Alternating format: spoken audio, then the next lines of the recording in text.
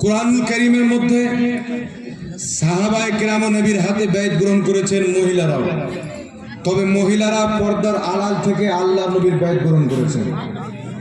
আল্লাহ নবীর পর পরবর্তী মুসলমান আবু বকর সিদ্দিকের হাতে বাইত গ্রহণ করেছেন।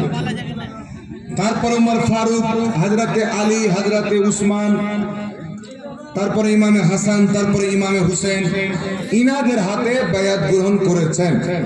এই জন্য ফুকাহায়ে কেরাম, ইমাম শারানি, ইমাম ফখরুদ্দিন রাজি, বড় বড় মুফাসসির, বড় বড় মুহাদ্দিসিনে কেরাম বলেছেন যে একজন পীরের হাতে বায়াত গ্রহণ করা এটা হচ্ছে সুন্নাতে কাদিমা মুস্তামেরা। সুন্নাতে কাদিমা মুস্তামেরা মানে কি? অনেক পুরাতন সুন্নাত, যুগ যুগ থেকে চলে আসছে, কোন যুগে এটা বন্ধ হয়নি। তাই বড় পীর আব্দুল কাদের জিলানী, আবু সাইদ মাকজুমি রাহমাতুল্লাহ আলাইহির হাতে মুরিদ ছিলেন।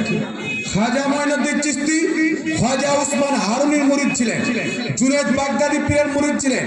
দুনিয়াতে যত আল্লাহর ওলি আছে, প্রত্যেক ওলি কোন না কোন পীরের হাতে মুরিদ আছে। জোরে বলুন সুবহানাল্লাহ।